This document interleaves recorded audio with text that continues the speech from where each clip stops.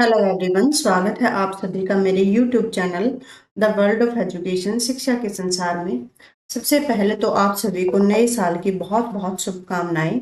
मैं उम्मीद करती हूँ कि जो नया साल होगा आपके जीवन में सफलता लेके आएगा, खुशियाँ लेके आएगा और आप भी नए साल में अपने नए गोल डिसाइड करोगे और उन पे काम करोगे। इतनी सी मेरी कामना है। तो चलिए शुरू करते हैं। यूनिट नंबर 4 जिसका नाम है लिथोस्फीयर द एक्सोजेनिक प्रोसेस। तो बेटा इससे पहले जो यूनिट 3 थी उसमें हमने लिथोस्फीयर में एंडोजेनिक प्रोसेस के बारे में पढ़ा था, जो इनसाइड द अर्थ जो फोर्स काम कर रही हैं उनके बारे में पढ़ा था और उनसे क्या क्या लैंडफॉर्म्स बनती हैं उनके बारे में स्टडी किया था। तो उसी का नेक्स्ट कंटिन्यूएशन है बेटा, अलग से चैप्टर है एक्सोजेनिक प्रोसेस। मतलब इसमें हम बाहर से क्या फोर्सेस लग रहे हैं, उनसे क्या लैंडफॉर्म हो रही है, क्या केमिकल चेंजेस या बायोलॉजिकल चेंजेस आ रहे हैं लिथोस्फीयर के अंदर, वो सारी चीजें हम पढ़ेंगे। तो इसमें हम पढ़ेंगे इंट्रोडक्शन, एक्सोजेनिक प्रोसेस क्या होती है, वेदरिंग किसको कहते हैं, मास वास्टिंग किसको कहते हैं, ग्रेडेशनल प्रोसेस क्या होती है, रिवर, ग्लेशियर, ग्राउंड वाटर में karst topography, very very important, star लगा लेना, क्वेश्चंस पूछे जाते हैं, विंड, वेव, कोस्ट, सब इन चीजों के बारे में हम स्टडी करेंगे। ओके। और दूसरा बेटा इसके अंदर हम देखेंगे कि वेरियस लैंडफॉर्म्स हैं वो कैसे बनते हैं वेदरिंग के प्रोसेस के थ्रू, और वेदरिंग कितने तरह की होती है। तो उससे पहले एक्सोजेनिक प्रोसेस वाला ये चैप्टर शुरू करने से पहले कि फ्लो चार्ट है बेटा वो देख लो, ताकि आपको सारी चीजें इजीली अंडरस्टैंड हो जाए कि हम चैप्टर में एक्चुअली पढ़ने क्या वाले हैं। ठीक है। तो भी एक्सोजेनिक प्रोसेस है ना, वो कौन कौन से हैं, वेदरिंग है, मास मूवमेंट है, इरोजन है और डिपोजिशन है। तो ये चार कैटेगरी में हमने डिवाइड कर दिया किसको, एक्सोजेनिक प्रोसेस को चार कैटेगरी में हमने डिवाइड किया, weathering, mass movement, erosion and deposition. फिर वेदरिंग तीन तरह की होती है, physical weathering, chemical weathering, biological weathering. Physical weathering आगे फिर किस में डिवाइड किया हमने, unloading and expression, temperature changes and expansion, freezing, throwing and frost waiting. तो ये आ गई फिजिकल चेंज के अंदर। केमिकल वेदरिंग क्या होगा, सॉल्यूशन के थ्रू केमिकल वेदरिंग, कार्बोनेशन के थ्रू, हाइड्रेशन के थ्रू। बायोलॉजिकल वेदरिंग जैसे बायोलॉजिकल एजेंट होते हैं उनके थ्रू। ओके। मास मूवमेंट बेटा दो तरीके से, स्लो मूवमेंट और रैपिड मूवमेंट। स्लो में फिर क्रीप और सोलिफिकेशन याद रखना है, क्वेश्चंस पूछे जाते हैं। रैपिड में अर्थ फ्लो, मड फ्लो, डेब्रिज, अवलांचेज और लैंडस्लाइड। लैंडस्लाइड में slump, debris slide, rock slide. ठीक है। इरोजन बेटा रनिंग वाटर से इरोजन होता है, ग्राउंड वाटर से इरोजन होता है, ग्लेशियर इरोजन करते हैं, वेव्स एंड करंट इरोजन करती हैं, हवाएं इरोजन करती हैं, कैसे करते हैं वो सब हम पढ़ेंगे। डिपोजिशन में रनिंग वाटर डिपोजिशन करता है, ground water deposition, glaciers, wave and currents, winds भी, इनसे डिपोजिशन भी कैसे हो रहा है और इन्हीं चीजों से इरोजन भी कैसे हो रहा है वो हम देखेंगे। ठीक है। तो चलिए हम शुरू करते हैं फर्स्ट चैप्टर। तो यहाँ पे एक ये पत्थर का टुकड़ा दिखाया है, एक रोक का पीस दिखाया हुआ बेटा गोल सा। ठीक है। इसमें ये क्या कर रहे हैं, ये महाबलीपुरम है, कहाँ पे, चेन्नई के अंदर। 6 मीटर हाइट और 5 मीटर वाइड ये रोक का टुकड़ा है और इसका वेट है 250 टन। इसको लोकली कृष्णा की बोल बटर बोलते हैं, वहां पे महाबलीपुरम में बोलते हैं कि कृष्णा की बोल बटर है, मतलब बटर की एक बोल है। और तमिल का इसका जो नेम है वो है वानीराय। वानीराय का मतलब है, वानीराय काली, जिसका मतलब है stone of the sky God, मतलब कि आकाश के भगवान का पत्थर। तो भाई आप ये देखो कि भी इतना गोल है, ये कैसे है और ये एक जगह पड़ा हुआ है। तो आप क्या जानते हो कि भी कितने ईयर पुराना होगा, इसकी शेप कैसे बनी होगी और ये ऐसे कैसे स्टैंडिंग है, बैलेंस कैसे पड़ा हुआ है। तो इन सारी चीजों के बारे में आप सोचो और देखो, और फिर जब आप ये चैप्टर पढ़ोगे, आगे स्टडी करोगे सारी चीजों के बारे में, तो इसका रहस्य भी आपके सामने आ जाएगा। ओके। तो चलिए शुरू करते हैं। इंट्रोडक्शन कहते हैं कि आप रिकॉल करो जो आपने पढ़ा था प्रीवियस चैप्टर, जो मैंने ऑलरेडी आप लोगों को करवा रखा है, जियोमॉर्फिक प्रोसेस, जिसमें एंडोजेनिक प्रोसेस के बारे में हमने डिटेल में पढ़ा था। नाउ हम कहते हैं कि डील करेंगे या स्टडी करेंगे एक्सोजेनिक प्रोसेस के बारे में। ये क्या होते हैं, the forces which act on earth exterior are called the exogenic forces और द एक्सटर्नल फोर्सेस। मतलब जो अर्थ के बाहरी सरफेस पे जो फोर्स, जो बल लगते हैं उनको एक्सोजेनिक या एक्सटर्नल फोर्सेस कहते हैं। The action of exogenic forces result in wearing down the rock and hence they are considered as a land wearing forces. कहते हैं जो एक्सोजेनिक फोर्सेज हैं वो क्या करते हैं, रॉक को भी मतलब इरोड कर देते हैं, रॉक को भी धीरे धीरे क्या कर देते हैं, उसको, उसकी हाइट है वो कम कर देते हैं। तो इसलिए इनको क्या बोलते हैं, लैंड वियरिंग फोर्सेस बोलते हैं। ये भी आपको याद रखना, भी लैंड को खत्म करने वाले, वियर एंड टियर करने वाले फोर्सेस बोलते हैं। अब हम बात करते हैं एक्सोजेनिक प्रोसेस क्या होती है। तो ये क्या होती है, the process which occur on the earth surface. भी कहाँ पे हो रही है, सबसे पहले तो ये पता होना चाहिए, अर्थ की सरफेस पे हो रही है। और बेटा किसकी वजह से हो रही है, influence of the external forces, जो बाहरी फोर्सेज हैं। तो इसको हम कहते हैं एक्सोजेनिक प्रोसेस। भी वो प्रोसेस है जो अर्थ के सरफेस पे किसी बाहरी बल के कारण एग्जिस्ट कर रही हैं, हो रही हैं, उनको एक्सोजेनिक प्रोसेसेस बोलते हैं। जैसे कि वेदरिंग है, मास वास्टिंग है, डेनुडेशन है, मतलब कि किसी चीज का उखड़ जाना, बह जाना, are the major exogenic process है। ठीक है, याद रखिएगा, वेदरिंग, मास वेस्टिंग, डेनुडेशन, ये क्या है, मेजर एक्सोजेनिक प्रोसेस है। The element of nature capable of doing the exogenic process are termed as a gradational agent.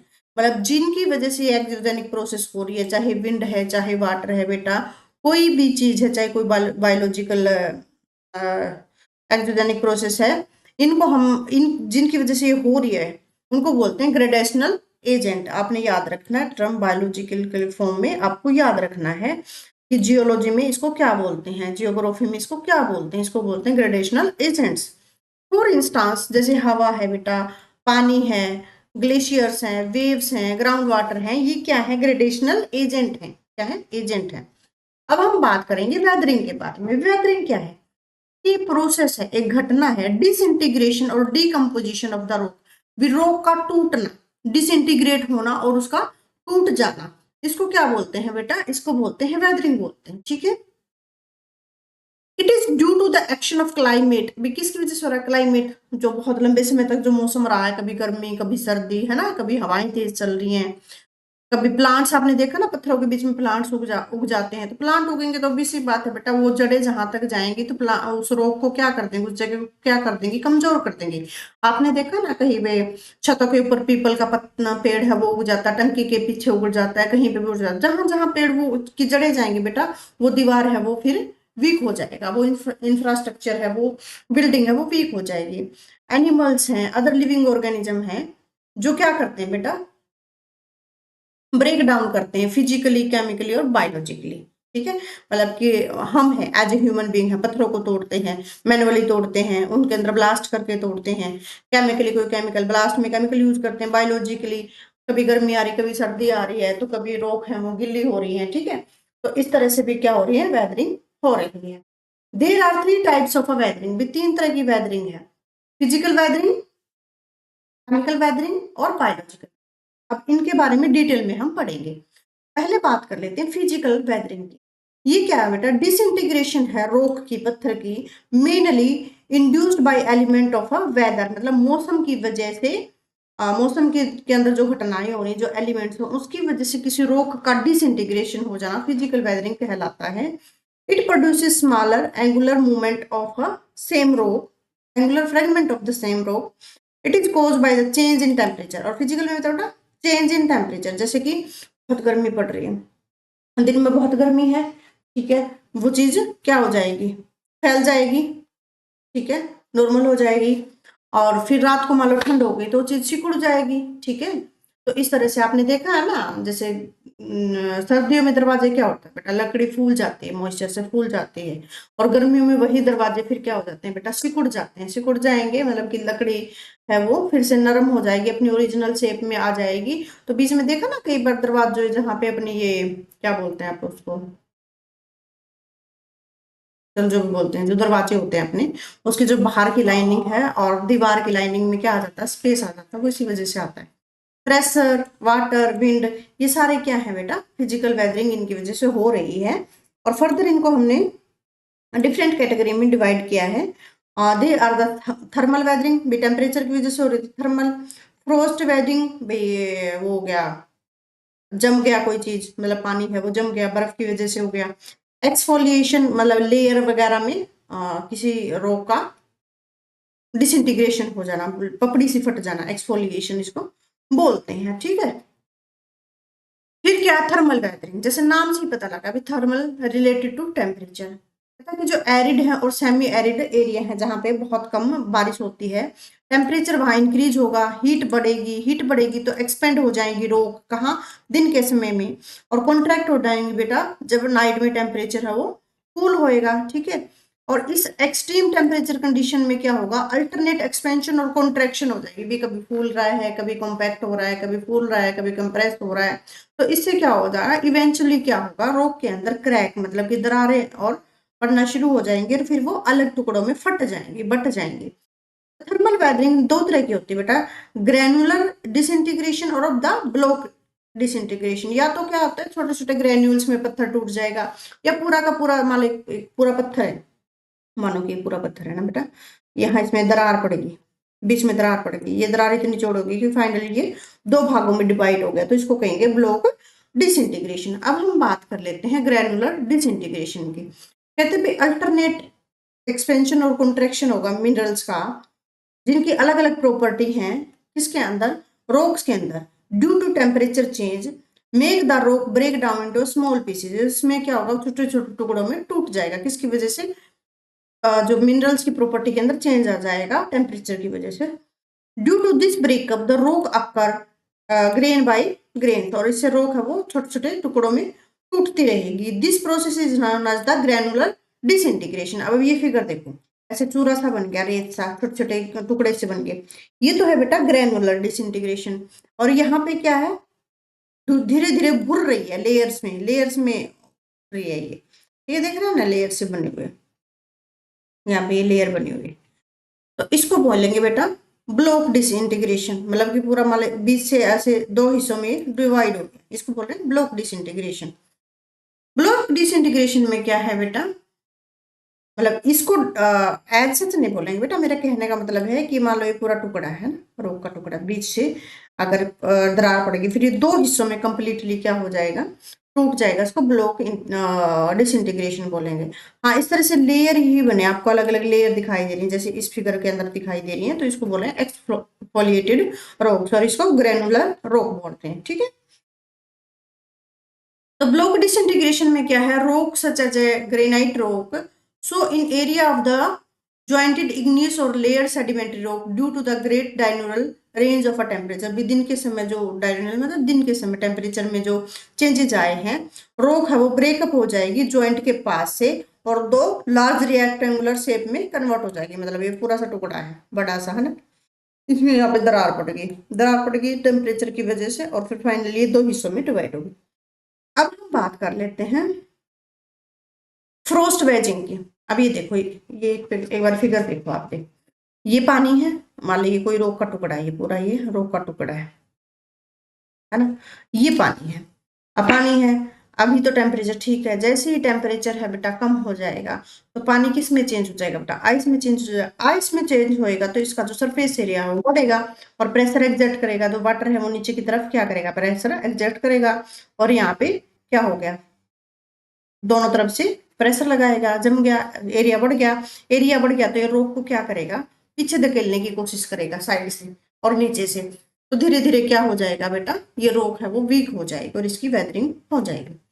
कि almost all liquids contract when frozen, भी कॉन्ट्रैक्ट हो जाते हैं जब ये जमे हुए होते हैं, लेकिन when water freeze is become a larger in size और टेक अप मोर स्पेस, भी कहता है कि जब फ्रीज होके उसका जो साइज है वो बढ़ जाए, उसको जगह ज्यादा चाहिए, तो वाटर क्या करेगा बेटा, प्रेशर एक्सर्ट करेगा रॉक के ऊपर, जिससे क्या होगा, रॉक के अंदर क्या हो जाएंगे, क्रैक्स पड़ जाएंगे, और फिर क्या होगा, ये पानी जमेगा, फिर टेम्परेचर ठीक होगा तो पानी पिघलेगा, फिर जमेगा, फिर पिघलेगा, इससे क्या होएगा, ये चीज कॉन्टिन्यूएशन रहेगी, तो एक्सपेंड और डीपनिंग होती रहेगी क्रैक की, और धीरे धीरे क्या हो जाएगा, दस the frost waging result in the weathering of rock, और इस तरह से जो रॉक का अंदर है वो वीक होना शुरू हो जाएगी, उसकी वेदरिंग होना शुरू हो जाएगी। फिर है एक्सफोलिएशन, कहता है जो रॉक है जनरली हीट और cool more on the surface layer, the alternate change in the temperature could cause their outer layer to peel off from the main mass of the rock, मतलब कि ऊपर वाली layer बेटा क्या हो जाएगी, मेन मास से अलग हो जाएगी। इसको बोला एक्सफोलिएट, मतलब कि पपड़ी से फट जाना। ठीक है, समझ आ गया। आप ऐसे समझो जैसे स्किन के अंदर क्रैक हो जाते हैं, या फिर आप प्याज प्याज देखा ना आप लोगों ने, पत्ता गोभी देखी होगी, है ना, जिसको आप बंद गोभी बोलते हैं, तो वो भी ऐसे जैसे हम लेयर उतारते रहते हैं उसकी, है ना, छिलके उतारते रहते हैं, तो ऐसे छिलकों में उतर जाना किसी रोग का, उसको बोलते हैं बेटा एक्सफोलिएशन। और ये बेसिकली किसके अंदर होता है, जो मोनोलिथ रॉक्स होती हैं, है ना, मतलब क्या होता है, जो बड़े बड़े रॉक के टुकड़े होते हैं, पूरा बड़ा सा एक पहाड़ है, मान लो बड़ा सा एक रॉक का टुकड़ा है बेटा, पहाड़ की छोड़ो, बड़ा सा रॉक का टुकड़ा है, तो यहाँ से क्या हुआ भाई, इस पे टेम्परेचर की वजह से, हवा की वजह से क्या हुआ, क्रैक पड़ने शुरू हो गए और इसकी लेयर से फटनी शुरू हो जाएगी। पूरी रेक रूप और जो रॉक है ना बेटा, वो टूटेगी नहीं, उसमें से एक छिलका सा बाहर निकल आएगा। समझ आ गया, आई थिंक आपको समझ आई होगी। तो इससे क्या होगा, इस प्रोसेस को बोलते हैं बेटा एक्सफोलिएशन। ठीक है, बेसिकली मोनोलिथ रॉक्स में आपको देखने को मिलेगी। ये फिगर आप देखो, ये क्या है, मेन मास तो ऐसी है लेकिन टुकड़ों में ये टूट रही है। ठीक है, it is also called the onion weathering, याद रखना term, very very important. Exfoliation को ओनियन वेदरिंग भी बोलते हैं, जैसे भी ओनियन के पत्ते उतारते रहते हैं, तो इस तरह से इसके ऊपर वाला जो लेयर है वो उतरती रहती है। फिर हम बात करते हैं किसकी, केमिकल वेदरिंग की। भी केमिकल जैसे नाम से पता रखा भी किस केमिकल की वजह से हो रहा है। Chemical weathering is decomposition of rock. For example, is created altered rock substance such as a kyanite, China के लिए जिसको बोलते हैं, from the granite. The type of the chemical weathering as follows. ये कह रहा है कि केमिकल वेदरिंग केमिकल की वजह से होगी, obvious सी बात है। जो चाइना क्ले है वो भी कहाँ से निकल के आ रही है, ग्रेनाइट से निकल के आ रही है। अब ये तीन तरह के होते हैं। सॉल्यूशन, सॉल्यूशन में क्या होगा, सम सॉल्यूशन कहते हैं जो सम जो मिनरल्स होते हैं बेटा, soluble minerals in the rock get dissolve. Obvious सी बात है, पानी होगा रॉक के अंदर, फ्रोस्ट के अंदर, वहां पे ये डिजोल्व हो जाएंगे। When come contact with the water, जैसे मैंने बताया ना, पानी क्रैक्स में, दरारों में है पानी, वहां उनके कॉन्टेक्ट में आकर डिजोल्व हो गए। Over the long period minerals get washed away from the rock, और धीरे धीरे मिनरल्स है वो दूर बहते जाते हैं, और इससे क्या बन जाते हैं, धीरे धीरे केव फॉर्मेशन बनने लग जाते हैं। क्या बनने लग जाते हैं, केव फॉर्मेशन बनने लग जाते हैं। ऑक्सीडेशन की अगर बात करें, ऑक्सीजन कंबाइन करेगी बेटा वाटर के साथ, आयरन के साथ, और इससे जो रॉक है बेटा वो ब्रेक हो जाएगी, और इससे जैसे कि for example rusting of iron. Hydrolysis में क्या करते हैं, it is the chemical break down of rock substance. ये केमिकल ब्रेक डाउन हो जाएगा किसका, पत्थर का, रॉक सब्सटेंस का, जब ये कंबाइन करेगा पानी के साथ, और क्या बना लेगा, and form a insoluble precipitate like clay minerals, भी ऐसा कोई प्रेसिपिटेट बना ले जो इनसॉल्युबल हो। मोस्ट एग्जांपल क्या है, feldspar found in the granite changing to clay. समझ आए, फेल्डस्पार किसका एग्जांपल है, हाइड्रोलिसिस वेदरिंग का एग्जांपल है। ठीक है, और हाइड्रोलिसिस एग्जांपल जो वेदरिंग है बेटा वो केमिकल वेदरिंग में आती है। फिर जैसे नाम से पता लग रहा है, कार्बोनेशन। कार्बोनेशन क्या है, it is the mining of water, sorry, carbonation is the mixing of water. Water का मिक्स होता है ना किसके साथ, कार्बन डाइऑक्साइड के साथ, और क्या बना लेगा, कार्बोनिक एसिड बना लेगा। ये एसिड बेटा रिएक्ट करेगा मिनरल्स के साथ रॉक के अंदर, और इस तरह की वेदरिंग क्या है, इंपॉर्टेंट है केव फॉर्मेशन के लिए, याद रखनी। फिर बात करते हैं हाइड्रेशन की, कि जो वाटर है, absorption of water in the mineral structure of the rock. Hydration expand volume and also result in the rock deformation. और हाइड्रेशन की वजह से क्या होगा, पानी का वॉल्यूम जैसे एक्सपेंड होगा तो रॉक की डिसफॉर्मेशन है वो शुरू हो जाएगी। जैसे कि गुड एग्जांपल क्या बताया इन्होंने बेटा, water by the anhydrite anhydrite resulting in the formation of the gypsum. Gypsum का फॉर्मेशन है वो किसका एग्जाम्पल है, हाइड्रेशन का एग्जाम्पल है। अब हम बात कर लेते हैं बायोलॉजिकल वेदरिंग की। किसकी बात करेंगे, बायोलॉजिकल वेदरिंग की बात करेंगे। ये क्या है, अल्ट्रेशन ऑफ रॉक, रॉक का अल्ट्रेशन हो रहा है बाय एक्शन ऑफ प्लांट, चाहे प्लांट से, चाहे एनिमल से, या मैन से, या बोरोइंग, जो नीचे नीचे जो केचुए टाइप के जो होते हैं, जोक टाइप के होते हैं, या जो बरो करते हैं, खोदते हैं जमीन को, जो जीव जंतु गुफाएं या सुरंग या बिल बना के रहते हैं। ठीक है, जैसे कि अर्थवॉर्म हो गया, टर्माइट हो गया, माइस वगैरह, रोडेंट मतलब माइस चूहे जो होते हैं। ठीक है ना, उसकी वजह से क्या होता है, रॉक्स है वो केमिकल चेंज उनके अंदर आता है, फिर उनके अंदर मॉइस्चर घुस जाता है, पेनिट्रेट कर जाता है मॉइस्चर और हवा, और इस वजह से human begin by removing vegetation for agriculture, और हम जिस जगह को साफ करते हैं एग्रीकल्चर के लिए, और उससे भी क्या हो जाता है बेटा, वेदरिंग होती है। The help of mixing creating new contact between the air water और minerals in the rock material. जैसे हम वहां से जो जगह साफ कर देंगे तो डायरेक्ट कॉन्टैक्ट में आ जाएंगे हवा के और टेम्परेचर के, इस तरह से जो वेदरिंग होती है तो वो क्या आती है बेटा, बायोलॉजिकल वेदरिंग। आप ये देख सकते हो कैसे इस रॉक पे पेड़ उग गया, धीरे धीरे ये रॉक है वो खत्म हो जाएगी मॉइस्चर के कंटेंट में आके। मास वास्टिंग क्या होती है, ये movement of a large mass rock, एक बड़ा सा कोई पत्थर है उसकी मूवमेंट, या soil and debris downward by the pull of gravity, gravity की वजह से कोई पत्थर का टुकड़ा नीचे की तरफ लुढ़क जाए, इसको बोलते हैं मास मूवमेंट या स्लोप मूवमेंट। ढलान से obvious सी बात है, मान लो कि ये पहाड़ है, अब यहाँ ढलान से पत्थर नीचे गिरेगा ऐसा तो है नहीं, अपने आप गिरेगा, ग्रेविटी की वजह से गिरेगा। Generally mass wasting is classified type of material involve mud soil और रॉक, इनकी वजह से होता है। Type of motion, fall free falling piece, कोई पत्थर का टुकड़ा पड़ गया, sliding material along with the slope, भी ऐसे धीरे धीरे गिरते आ रहा है, या फिर कोई पानी है बेटा, पानी पूरा फ्लो में आ रहा है मिनरल्स के साथ। टाइप ऑफ मास वास्टिंग में कौन कौन से आते हैं, जैसे रॉकफॉल, रॉकफॉल बेटा पत्थर का टुकड़ा गिरना ऑब्वियस सी बात है, कोई पीस ऑफ रॉक है, कहां से गिरा, एक ऊंची चोटी से गिर गया। फ्रोस्ट वेजिंग में ऑल्सो इवेंचुअली लूजन द रॉक, हमने पढ़ा था ना, फ्रोस्ट वेदरिंग की वजह से भी ऐसा होता है कि पत्थर है वो दो हिस्सों में टूट जाता है। Accumulation of rock debris at the base of the steep slope is called talus, ये याद रखना वेरी वेरी इंपॉर्टेंट पॉइंट है कि रॉक डेब्रिज का ऊपर स्टीप स्लोप पे जम जाना उसको क्या बोलते हैं बेटा, टालस बोलते हैं। ठीक है, ये मास मूवमेंट दिखा रखा है कि भाई यहाँ पे डैमेज हो गया छोटा सा हिस्सा, यहाँ पे ये ट्री टिल्ट हो गया इसकी वजह से, और इस तरह से ये वेदरिंग हो रही है इसकी। ये भी एक हेड स्क्रैप है, ये वोल्केनो से वेदरिंग हो रही बेटा, पूरा ये मड सार नीचे आ रहा है। डिफोरेस्टेड लैंड, मतलब यहाँ देखो ये पेड़ पौधे हैं तो यहाँ पे लैंड को पकड़ रखा है पेड़ पौधों की जड़ों ने, जहाँ पे पेड़ पौधे नहीं है बेटा एकदम से मड फ्लो आ गया नीचे की तरफ, या कोई पत्थर के टुकड़े ऐसे बोल्डर टाइप से रॉक फॉल होगी, रॉक अवलांचेज होगी बेटा। ये किसके एग्जांपल हैं, सारे सारे के सारे ये किसके एग्जांपल हैं, मास मूवमेंट के, चाहे स्लम्पिंग हो, चाहे स्लाइडिंग ऑफ सरफेस हो, या सॉलिफिकेशन हो, ये सारे इंपॉर्टेंट आपको याद रखना है। अब रॉक स्लाइड की बात कर लेते हैं। Rock slide usually follow A zone of weakness, zone of weakness की वजह से ये चीजें होती हैं, मतलब कहीं ना कहीं वीक हो जाता है क्या, रॉक।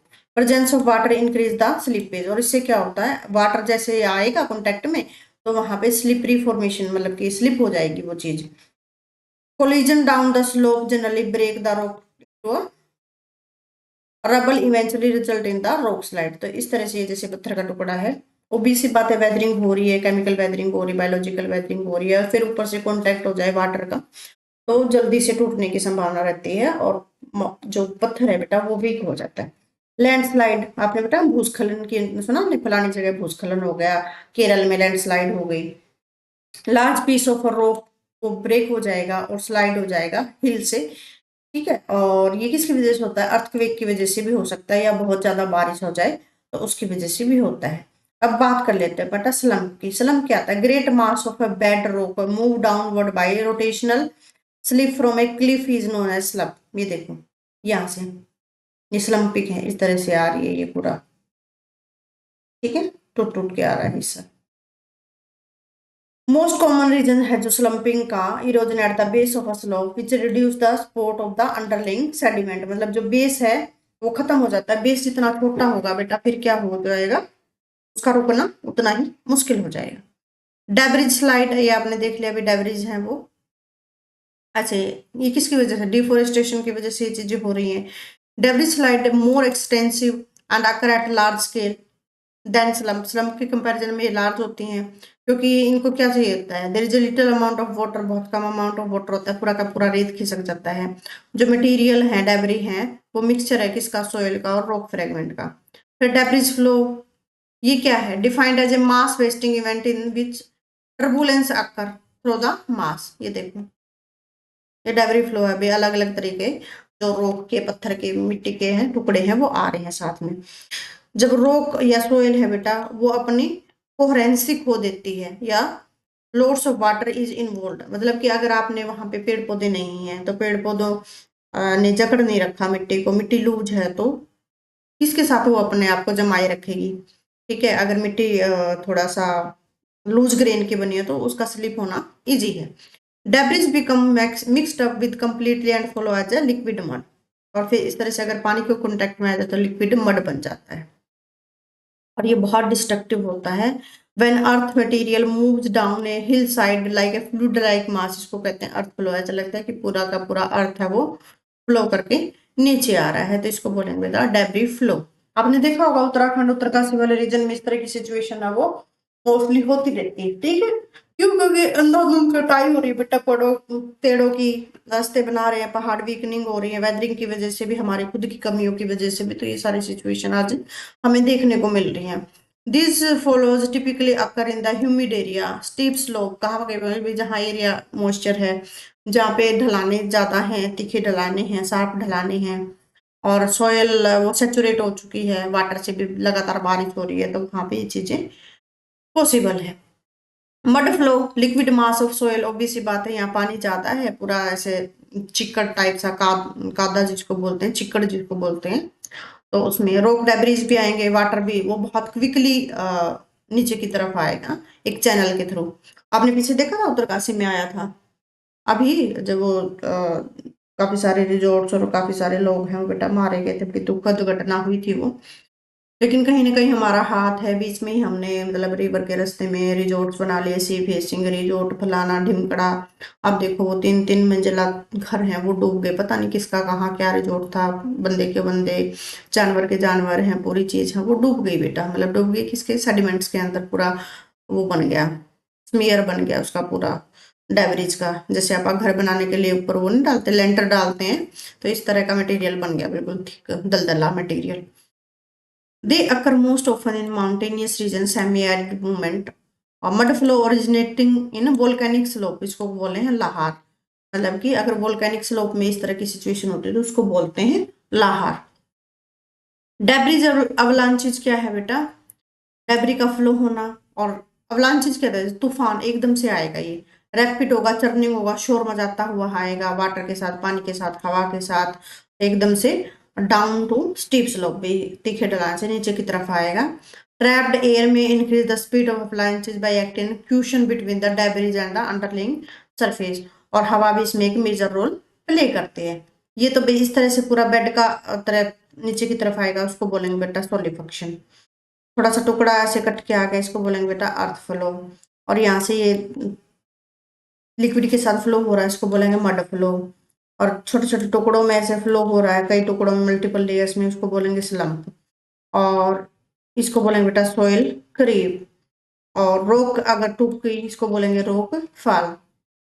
डेब्री स्लाइड, कहीं साइड से ये आ रही है तो इसको बोलेंगे डेब्री स्लाइड। और ऊपर पूरी पहाड़ से ही आ रही है तो इसको बोलेंगे बेटा डेब्री फ्लो। ठीक है, तो ये किसके एग्जाम्पल है? सारे मास मूवमेंट के एग्जाम्पल्स हैं। अब हम बात करेंगे बेटा किसकी?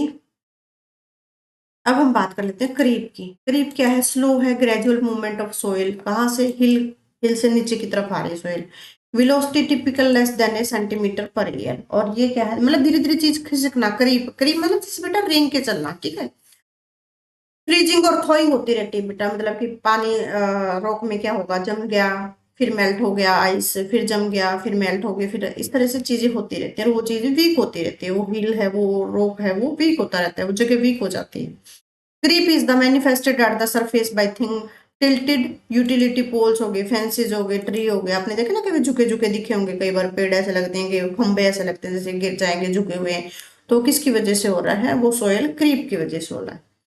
फिर ग्रेडेशनल प्रोसेस के बारे में हमने पढ़ा था कि जो हमारे ग्रेडेशनल एलिमेंट होते हैं, विंड होगी, आपका वाटर हो गया, ठीक है, ये सारे क्या है? ग्रेडेशनल एजेंट्स हैं। तो इनके बारे में हम नेक्स्ट चैप्टर के अंदर पढ़ेंगे। ओके।